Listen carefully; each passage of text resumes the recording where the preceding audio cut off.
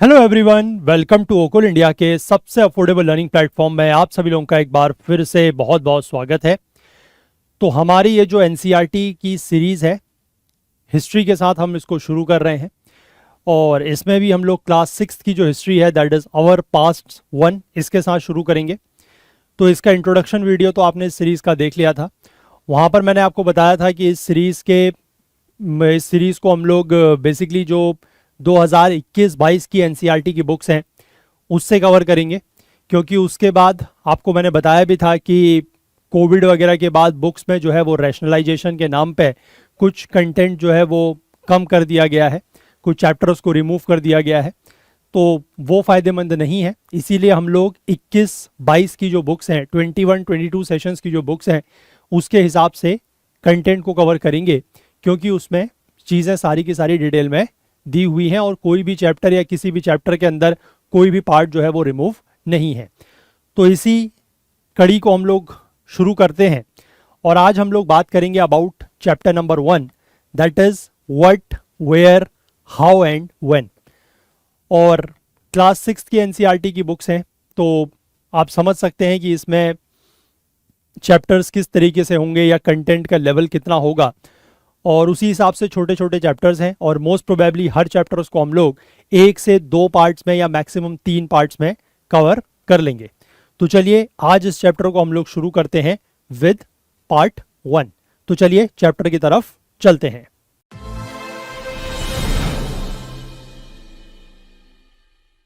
तो देखिए, ये चैप्टर है that is chapter number 1, what, where, how and when. अब एनसीईआरटी की बुक्स है क्लास 6 की, तो इसमें हर चैप्टर की जो शुरुआत है वो इस तरीके से एक स्टोरी के रूप में होगी। अब यहाँ पर स्टोरी क्या है, देखिए, एक लड़की है जिसका नाम है राशिदा। उसका एक सवाल है। अब क्या सवाल है, देखिए, एक दिन वो लड़की जो है वो एक न्यूज़पेपर पढ़ रही होती है, अखबार पढ़ रही होती है।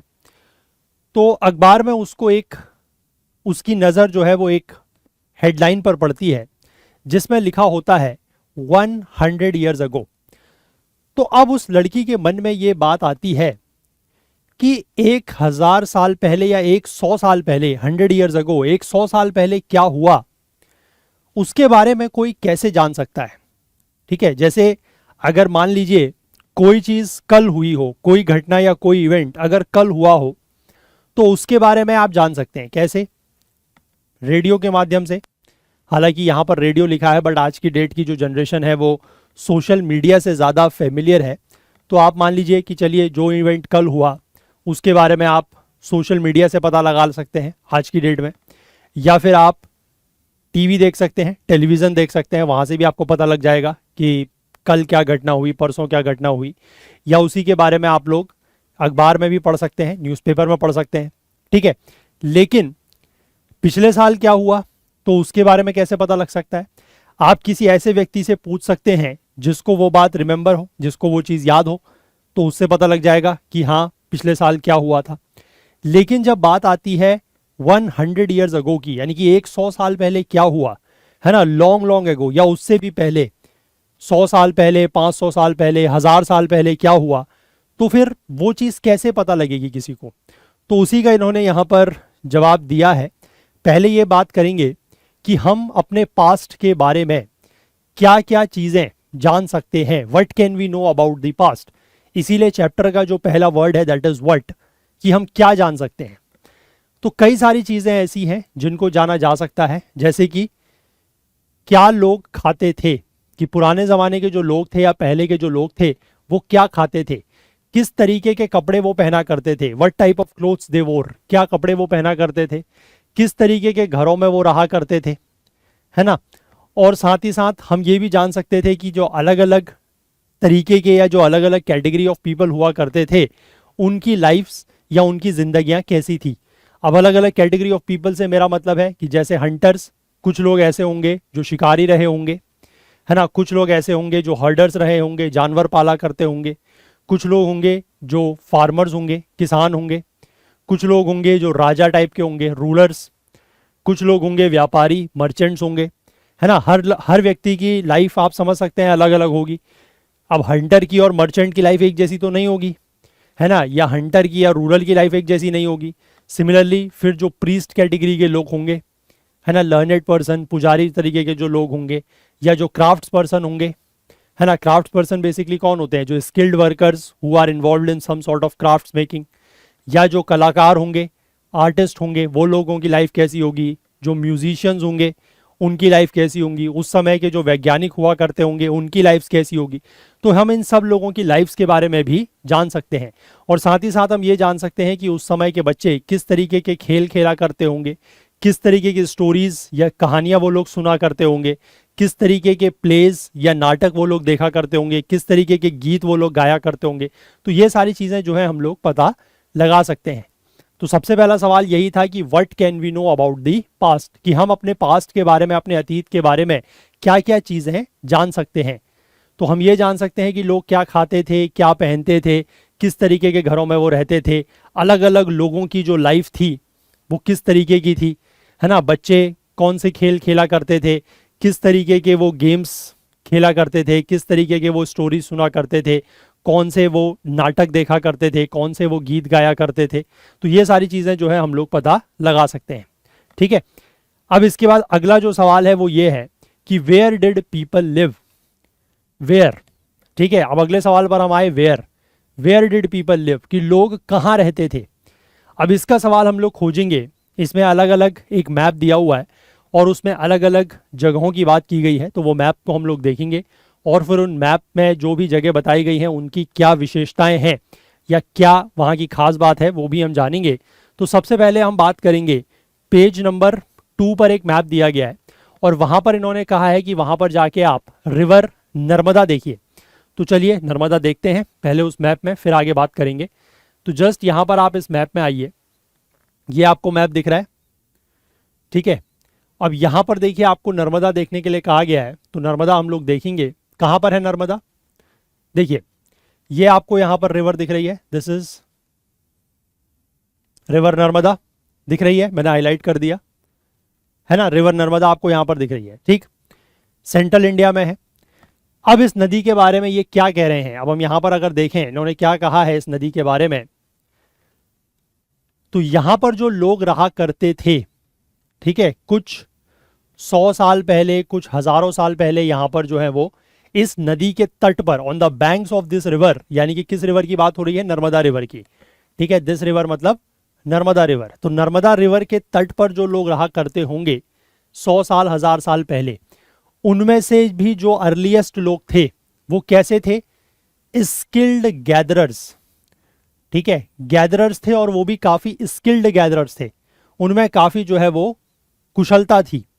अब गैदरर्स का मतलब क्या होता है, गैदरर्स का मतलब वो होता है यानी कि जो लोग अपना खाना क्या करते थे, गैदर करते थे।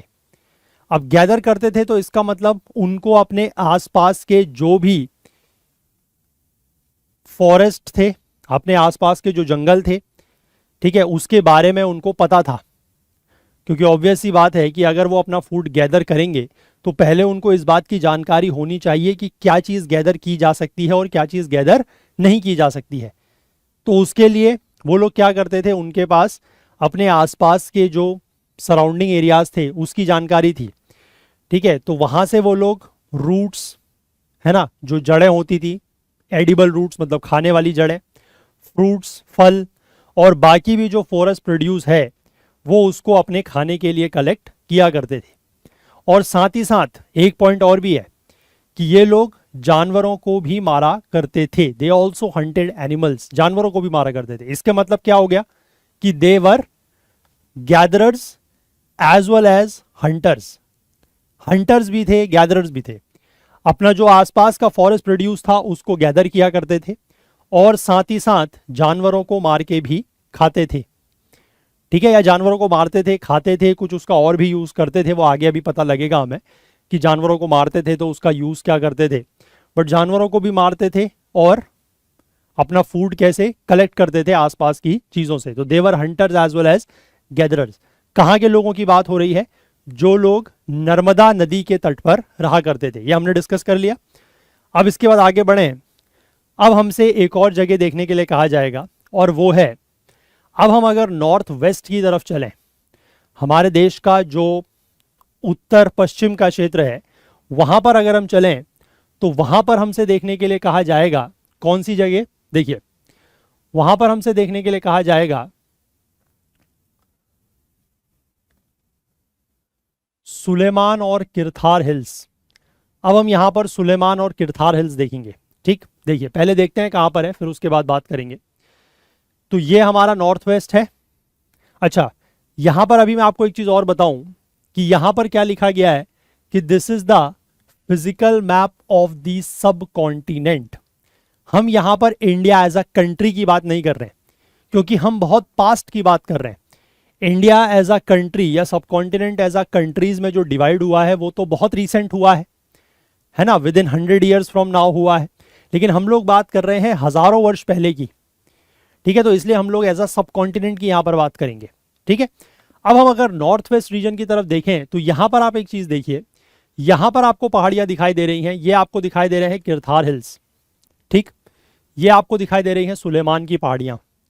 अब ये जो सारा का सारा रीजन है सुलेमान किरथार वाला, ये आज की डेट में अगर आप प्रेजेंट डे की बात करें तो ये सारा का सारा जो है वो आज की डेट में बता रहा हूं मैं, पाकिस्तान में लाई करता है। ठीक है, बट मैंने आपको फिर से कहा कि हम लोग अभी तो किसकी बात कर रहे हैं, we are talking about the subcontinent. हम यहां पर इंडिया पाकिस्तान अलग अलग देश की बात नहीं कर रहे हैं। बट आज की डेट में अगर आप बात करें तो किरथार सुलेमान की पहाड़ियां जो है वो पाकिस्तान में लाई करती हैं। ठीक, तो इन्होंने कहा कि इस रीजन को देख लो। चलो, हमने देख लिया। अब ये इस रीजन के बारे में क्या बता रहे हैं, देखिए ये कह रहे हैं कि ये ऐसे एरियाज हैं जहां पर महिलाओं और पुरुषों ने पहली बार क्या किया, they first started to grow crops.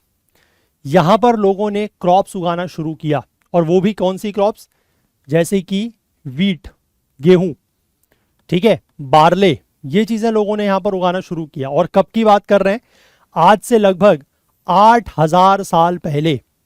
आज से लगभग 8000 साल पहले यहां पर लोगों ने, जो लोग यहां पर रहते थे सुलेमान किरथार के पहाड़ियों में या इसके आसपास में, वहां के लोगों ने क्या किया, वीट और बार्ले जैसी क्रॉप्स उगाना शुरू किया। ठीक है, तो सबसे पहले हमें क्रॉप्स का जो मतलब क्रॉप्स ग्रोइंग का जो एविडेंस मिलता है वो यहां से मिलता है। ठीक, और साथ ही साथ इन लोगों ने एक और काम शुरू किया। अभी इससे पहले मैंने आपको नर्मदा के रीजन में बताया था, वहां पर लोग क्या कर रहे थे, गैदरिंग कर रहे थे फूड की और हंटिंग कर रहे थे एनिमल्स की। यहां पर लेकिन लोगों ने अब जानवरों को पालना शुरू कर दिया। ठीक है, एनिमल्स रियरिंग शुरू हो गई है। और किस तरीके के जानवरों को पाल रहे हैं, ऑब्वियस सी बात है कि शेर वगैरह तो पालेंगे नहीं। किस तरीके के जानवर पाल रहे हैं, शीप। ठीक है, शीप पाल रहे हैं, गोट पाल रहे हैं, कैटल्स पाल रहे हैं। और ऑब्वियस सी बात है कि अब एक तरीके से आप कहिए एग्रीकल्चर शुरू हो रहा है ना, वीट बार्ले जैसी क्रॉप्स उगाना शुरू कर दिया, जानवरों को पालना शुरू कर दिया। तो अब जो लोगों की जिंदगी है वो विलेज लाइफ शुरू हो गई है। अब लोगों ने गांवों में रहना शुरू कर दिया है। ठीक है, people have started living in the villages. तो ये स्टोरी कहाँ की है, किरथार सुलेमान हिल्स के वहां पर जो लोग रहते हैं उनकी। ठीक है, मतलब जो लोग रहते थे आज से 8000 साल पहले की बात बताई जा रही है, वहां की ये कहानी है। ठीक है, अब इसके बाद ये हमसे एक और रीजन देखने को बोलेगा, कौन सा, देखिए ये कहेगा कि हमसे नॉर्थ ईस्ट का जो रीजन है, नॉर्थ ईस्ट में आप देखिए एक तो आपको दिखाई देंगे गारो हिल्स, यानी कि गारो की जो पहाड़ियां हैं वो, और सेंट्रल इंडिया में आपको एक जगह देखनी होगी, दैट इज विंध्यास। ठीक है, तो पहले ये दो जगह देखते हैं, उसके बाद फिर इनके बारे में क्या लिखा गया वो भी हम आएंगे। तो सबसे पहले अगर हम लोग नॉर्थ ईस्ट की बात करें तो नॉर्थ ईस्ट में यहां पर आपको जो है वो गारो हिल्स दिखाई दे रहे हैं। ठीक है, क्लियरली विजिबल है गारो हिल्स। और इसके बाद अगर आप बात करें विंध्यास की, तो विंध्यास बेसिकली एक पहाड़ियां हैं जो नर्मदा नदी है उसके जस्ट अगर आप नॉर्थ में देखेंगे तो यहां पर आपको विंध्यास की पहाड़ियां देखने को मिल रही हैं। ठीक है, ये आपने देख लिया, विंध्यास भी देख लिया सेंट्रल इंडिया में, मध्य भारत में, और नॉर्थ ईस्ट में पूर्वोत्तर में आपने गारो हिल्स भी देख लिया। अब इसके बारे में ये क्या बता रहे हैं वो देखिए, ये कह रहे हैं कि these were some of the other areas, ये कुछ और ऐसे एरियाज हैं जहां पर क्या होता है, देखिए जहां पर एग्रीकल्चर डेवलप, यहां पर भी कृषि जो है वो विकसित होती है, एग्रीकल्चर यहां पर भी डेवलप होता है। और एक बड़ा ही इंपॉर्टेंट पॉइंट इन्होंने यहां पर लिखा है कि the places where rice was first grown are to the north of the Vindhyas, यानी कि ऐसी जगह जहां पर हमें पता लगता है कि राइस यानी कि चावल पहली बार उगा है, राइस वॉज फर्स्ट ग्रोन, वो कहां पर है, to the north of the Vindhyas, Vindhyas जो है उसके नॉर्थ की तरफ हमें पता लगता है कि यहां पर चावल पहली बार उगा था। वीट और बार्ले की बात हमने कर ली सुलेमान किरथार में, लेकिन राइस की अगर हम बात करें तो जो विंध्यास का रीजन है उसके नॉर्थ में, ठीक है, विंध्यास के नॉर्थ में हमें राइस पहली बार उगने के एविडेंस या सबूत मिलते हैं। और बाकी चाहे आप विंध्यास वाले रीजन में बात कर लीजिए, चाहे आप गारो वाले रीजन में बात कर लीजिए, वहां पर कृषि जो है वो विकसित हुई है, एग्रीकल्चर डेवलप हुआ है। ठीक, इसके बाद हमसे ये कुछ नदियों के बारे में बताएंगे, देखने के लिए कहेंगे। जैसे इन्होंने सबसे पहले कहा है कि आप इंडस नदी जो है, सिंधु नदी और उसकी जो सहायक नदियां या जो ट्रिब्यूटरीज हैं उनको देखिए। ठीक है, ट्रिब्यूटरीज बेसिकली क्या होती हैं ये आपको वैसे पता होगा, नहीं पता है तो कोई बात नहीं, बताऊंगा मैं। इस तरीके की छोटी नदियां, स्मॉलर रिवर्स, जो किसी बड़ी रिवर में जाके मिलती हैं, that is known as tributaries. उनको कहा जाता है ट्रिब्यूटरीज, या हिंदी में कहते हैं सहायक नदियां। ठीक, अब देखिए यहां पर इन्होंने चलो सबसे पहले ये इंडस रिवर देखते हैं, इसकी ट्रिब्यूटरीज देखते हैं, फिर बात करेंगे। देखिए यहां पर आपको ये रिवर दिख रही है, ये रिवर दिख रही है, दिस इज इंडस रिवर। और इसके साथ साथ इसकी जो ये वाला पूरा का पूरा रीजन में जो नदियां दिखाई दे रही हैं, सतलज, ब्यास, रावी, चेनाब, झेलम, ये सारी की सारी क्या है, these are all the tributaries of Indus river. ठीक है, ये आपने देख लिया। अब ये क्या कह रहे हैं, देखिए इस रीजन के बारे में ये बता रहे हैं कि यहां पर बेसिकली क्या था कि लगभग आज से 4700 साल पहले, 4700 ईयर्स अगो, यहां पर कुछ अर्लीस्ट सिटीज, सबसे पुराने शहर जो हैं वो यहीं पर बसे हैं, इन्हीं नदियों के तट पर शहर बसे हैं। ये पॉइंट भी ध्यान रखिएगा कि अर्लीस्ट सिटीज, सबसे पहले जो शहर बसे हैं वो कहां पर बसे हैं, इंडस रिवर और उसकी जो ट्रिब्यूटरीज हैं उसके आसपास। ठीक है, उन नदियों के तट पर, उन नदियों के बैंक्स पर अर्लीस्ट सिटीज जो है वो डेवलप हुई है। और ये बात है लगभग आज से 4700 साल पहले की, अर्लीस्ट सिटीज। ठीक है, अब इसके बाद लगभग आज से 2500 साल पहले, 2500 ईयर्स अगो, कुछ और शहर भी डेवलप हुए हैं। और वो हुए हैं जैसे गंगा या उसकी जो सहायक नदियां हैं और उसके वहां पर, या फिर जो सी कोस्ट हैं, ठीक है, यानी कि गंगा और उसकी सहायक नदियां और जो सी कोस्ट हैं, जो समुद्र के तट हैं, वहां पर भी कुछ शहर डेवलप हुए हैं।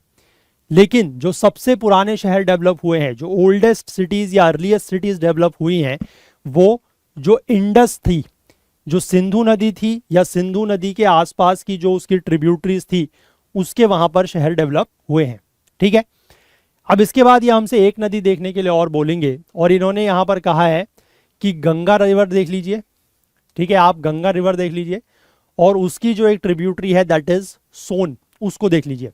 ठीक है, तो पहले देख लेते हैं, उसके बाद फिर इसके बारे में क्या बताया गया हम बात करेंगे। देखिए, तो यहां पर आपको ये जो पूरा का पूरा रिवर सिस्टम दिखाई दे रहा है, दिस इज योर,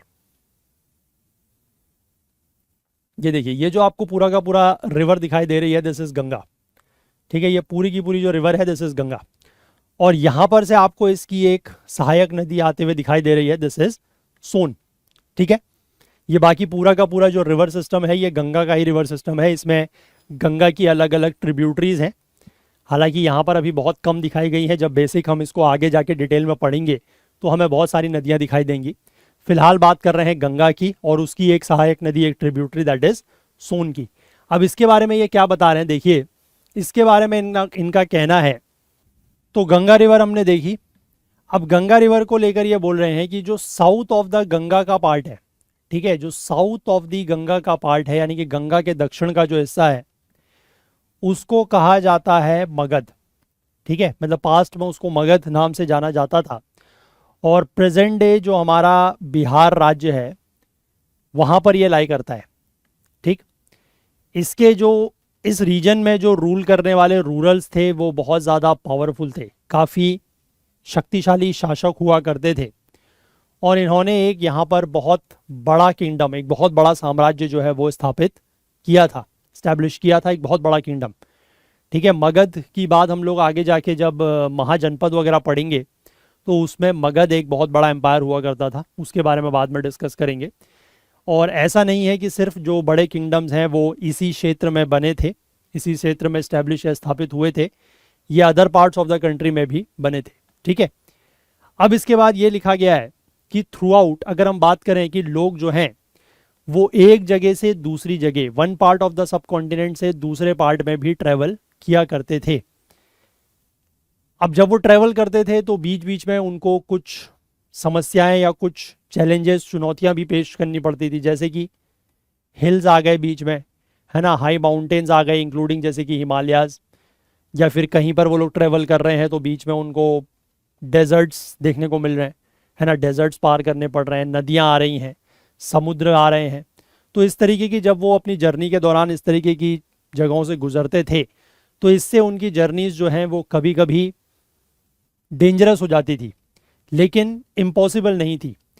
तो लोग जो हैं, मेन एंड विमेन यानी कि पुरुष और स्त्रियां जो हैं, वो क्यों जाया करते थे? अब उनके ट्रैवल करने के पीछे जो रीज़न था, एक रीज़न तो ये था इन सर्च ऑफ लाइवलीहुड। जैसे आज की डेट में भी लोग एक जगह से दूसरी जगह जाते हैं, एक शहर से दूसरी शहर जाते हैं, या गांवों से शहर की तरफ को जाते हैं, तो मेन रीज़न तो यही होता है, नौकरी की तलाश, सर्च ऑफ लाइवलीहुड, है ना।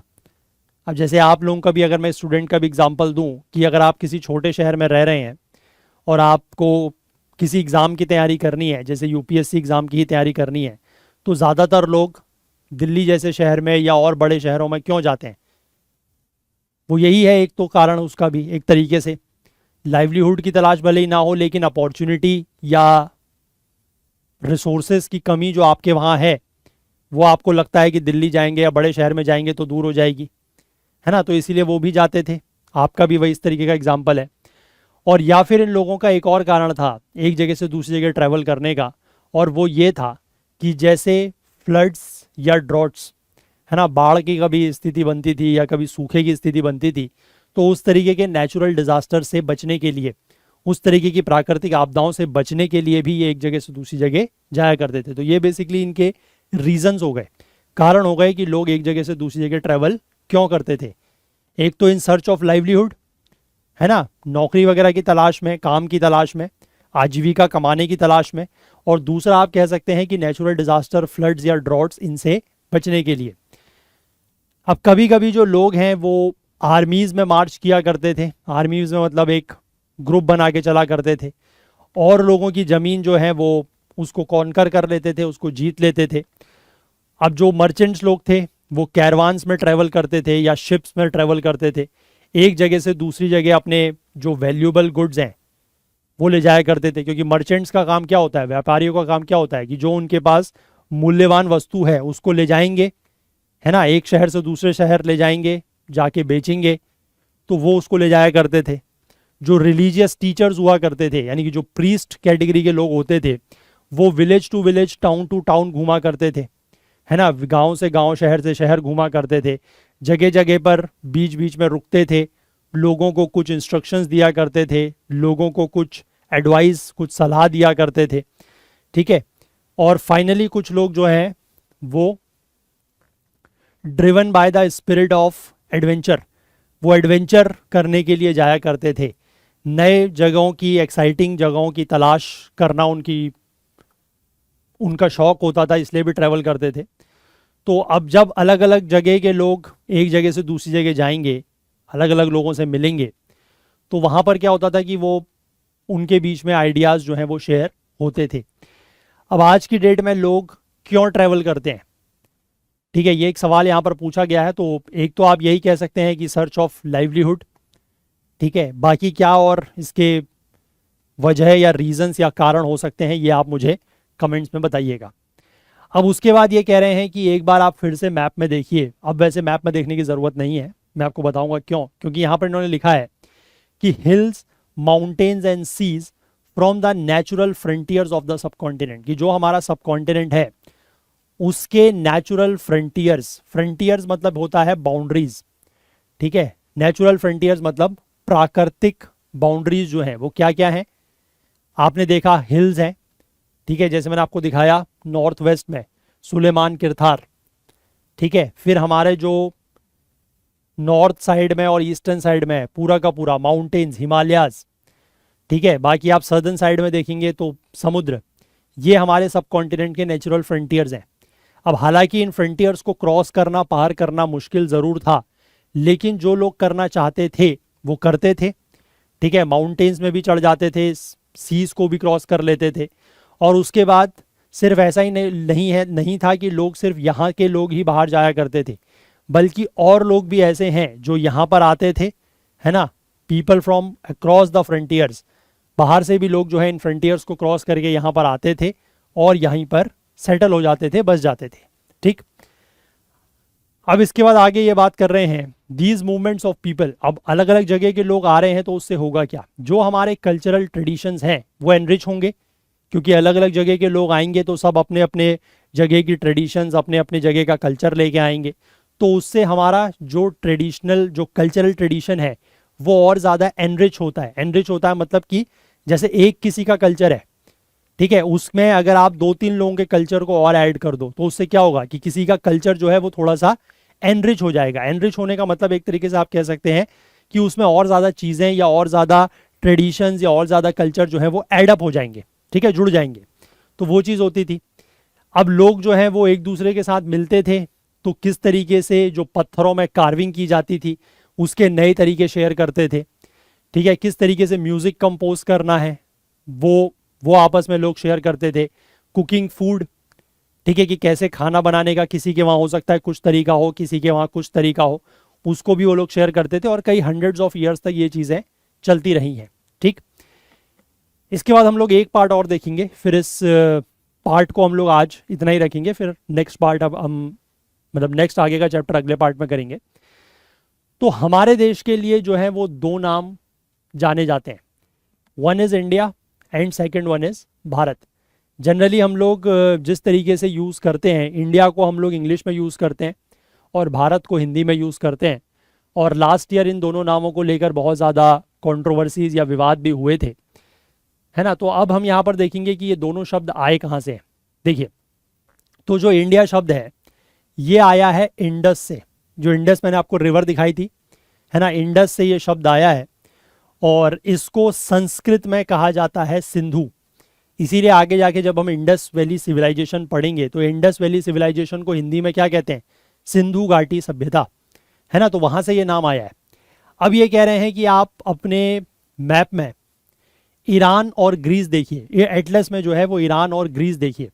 तो पहले देख लेते हैं, एटलस में देख लेते हैं, उसके बाद या मैप में देख लेते हैं, उसके बाद फिर हम लोग आगे चलेंगे, आगे ये क्या बात कह रहे हैं। देखिए, तो ये जैसे हमारा मैप है, तो इस मैप में इन्होंने कहा है कि आप ग्रीस देखिए और ईरान देखिए। अब ये वाला जो पूरा का पूरा रीजन है, मैं थोड़ा थोड़ा सा इसको अगर जूम इन करूं, देखिए ये जो पूरा का पूरा रीजन है ये हमारा क्या हो गया, इंडियन सब कॉन्टिनेंट, ठीक। अब यहां पर आपको ईरान दिखाई दे रहा है, आपको आई थिंक दिख रहा होगा, दिस इज ईरान। और ग्रीस की अगर हम बात करें तो यहां पर आपको जो है वो दिखाई देगा ग्रीस। ईरान तो एशिया का ही पार्ट है, ग्रीस बेसिकली आपका यूरोप का पार्ट है। तो ईरान और ग्रीस आपने देख लिया, ठीक। अब देखो, अब वापस से ये क्या बता रहे हैं, ये कह रहे हैं कि जो ईरानियंस और जो ग्रीक्स थे, ठीक है, ईरानियंस और ग्रीक्स मतलब जो लोग ईरान से आए या जो लोग ग्रीस से आए, वो आते थे नॉर्थ वेस्ट से। ऑब्वियस सी बात है कि नॉर्थ वेस्ट से ही आएंगे, है ना, डायरेक्शन तो वही बन रही है, पाकिस्तान अफगानिस्तान के उधर से नॉर्थ वेस्ट से आ रहे हैं। और कब आए ये लोग, लगभग 2500 साल पहले। और ये लोग इंडस नदी से वाकिफ थे, इनको पता था कि यहाँ से एक नदी बहती है जो इंडस रिवर है। चलो मैं आपको एक बार थोड़ा सा ये जो यहाँ पर मैप दिया है इसके थ्रू अगर समझाने की कोशिश करूँ तो आई होप आपको समझ में आएगा। देखो, ये मैंने आपको बताया कि दिस वाज रिवर इंडस, ठीक है। ये हमारी, अगर आप यहाँ से पूरा ले लें तो ये हमारी इंडस रिवर है। और जो ये लोग आए होंगे ईरानियंस या ग्रीक्स, ये कहाँ से आए होंगे, क्योंकि मैंने आपको बताया कि ये पाकिस्तान, इधर अफगानिस्तान, फिर इधर ईरान और उसके उधर ही ग्रीस। तो यहाँ से कहीं ये लोग आए होंगे इस तरीके से, ठीक है। अब जब ये लोग यहाँ से आए तो इनको इस रिवर का आइडिया था, इनको पता था, वो इस नदी से वाकिफ थे, फेमिलियर थे, उनको पता था कि यहाँ पर एक नदी है जो क्या है, इंडस रिवर है, ठीक है। उनको नाम भी पता था उसका, इंडस। तो इसके बाद हुआ क्या कि नाम इंडिया कैसे पड़ा मैं आपको ये बता रहा हूं। तो उसके बाद ये जो लोग हैं इनको, ये इंडस रिवर से फेमस थे और वो इसको कहा करते थे हिंदोस या इंडोस। ठीक है, जो ईरानियंस या ग्रीक्स हैं वो इसको क्या बुलाया करते थे, इंडोस या हिंदोस, हिंदोस या इंडोस। और जो land to the east of the river थी, जो ये इंडस रिवर के ईस्ट की जो लैंड थी, की जो जमीन थी, उसको उन्होंने कहा इंडिया। ठीक है, तो इंडिया नाम कैसे पड़ा, जो ग्रीक्स या ईरानियंस आए वो हमारी इंडस रिवर से फेमिलियर थे, है ना। इंडस को वो हिंदोस या इंडोस कहा करते थे और उनको ये पता था, या उन्होंने ये नाम इस तरीके से रखा कि जो ईस्ट ऑफ द रिवर है, जो इंडस रिवर का ईस्ट की जो जमीन है, जो लैंड है, उसका नाम होगा इंडिया। ठीक, तो ये तो इंडिया नाम कैसे पड़ा ये समझ में आ गया। इसके बाद भारत की अगर मैं बात करूं तो भारत बेसिकली जो नाम है वो कुछ ऐसे लोगों का नाम था, ऐसे ग्रुप ऑफ पीपल का नाम था जो नॉर्थ वेस्ट में रहा करते थे। ठीक है, जो कहां पर रहा करते थे, ऐसे ग्रुप ऑफ पीपल जो रहा करते थे नॉर्थ वेस्ट में। ठीक है, और इन लोगों का जो मेंशन है, इन लोगों का जिक्र जो है वो ऋग्वेद में भी है। ऋग्वेद हमारा सबसे पुराना जो अर्लीस्ट वेद है, जो 4 हमारे मेन वेद है उनमें से सबसे पुराना ऋग्वेद है, आज से लगभग 3500 साल पुराना। तो वहां पर भी बेसिकली इसका मेंशन है।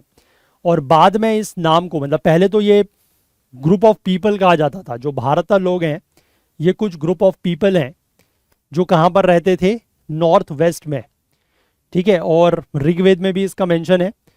और बाद में बेसिकली इसका नाम जो है वो फिर यूज्ड फॉर द कंट्री, इसका नाम जो है फिर वो देश के लिए भी यूज किया जाने लगा।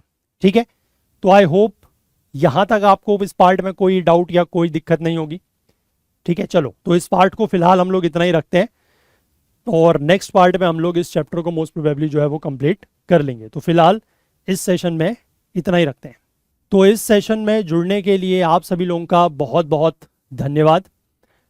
ये वीडियो सीरीज जो है वो हालांकि आपको यूट्यूब पर भी मिलेगी, बट यूट्यूब पर कुछ कुछ टाइम बाद वीडियोस आएंगे और हम लोग वेबसाइट के थ्रू भी इसको प्रोवाइड कराएंगे, तो वहाँ पर आपको एड फ्री वीडियोस मिल जाएंगे। और जैसे जैसे हमारी रिकॉर्डिंग होती जाएगी हम वहाँ पर वीडियोस ऐड करते जाएंगे। एक तो ये बेनिफिट है, और दूसरा चैप्टर वाइज पीडीएफ्स आपको वहाँ पर मिल जाएंगी, है ना। चैप्टर वाइज पीडीएफ नोट्स हम आपको वहाँ पर प्रोवाइड कर देंगे, और साथ ही साथ जब पूरी की पूरी बुक कंप्लीट हो जाएगी तो उसके बाद आपको कंपाइल्ड पीडीएफ नोट्स भी वहाँ पर मिल जाएंगे। तो अगर आप लोग फुल कोर्स में एनरोल करना चाहते हैं तो उसके लिए आप हमारी जो वेबसाइट है दैट इज़ okul.co उस पर चले जाएं, या फिर गूगल प्ले स्टोर से आप हमारा ऐप डाउनलोड कर लें, उसके थ्रू भी आप इसमें एनरोल कर सकते हैं। और मैं आपसे ये भी रिक्वेस्ट करूँगा कि आप हमें बाकी सोशल मीडिया पर इंक्लूडिंग टेलीग्राम यहाँ पर भी फॉलो करें, है ना। Telegram, Facebook, Instagram, LinkedIn, Twitter, threads, जहाँ पर भी आप हैं वहाँ पर आप हमें ज़रूर फॉलो करें, क्योंकि हम वहाँ से एक जगह से, मतलब किसी भी एक प्लेटफॉर्म से हम लोग आपस में कनेक्ट कर सकते हैं। और मेरी आपसे ये भी रिक्वेस्ट है कि आप हमारा ये जो यूट्यूब चैनल है दैट इज़ हिस्ट्री ओकुल, इसको ज़रूर सब्सक्राइब करें। और वीडियोज़ अगर आपको पसंद आते हैं तो ज़्यादा से ज़्यादा शेयर करें, ज़्यादा से ज़्यादा लाइक करें, और जो भी आपके डाउट्स हैं या जो भी आप कुछ सवाल पूछना चाहते हैं वो आप कमेंट सेक्शन में लिख सकते हैं। तो चलिए आज के लिए इतना ही रखते हैं इस सेशन को। नेक्स्ट सेशन में हम लोग इस चैप्टर को आगे बढ़ाएंगे और मोस्ट प्रोबेबली कंप्लीट भी कर लेंगे। तो तब तक के लिए अपना बहुत बहुत ध्यान रखें। Please do take care of your self. Thank you, have a nice day, bye bye.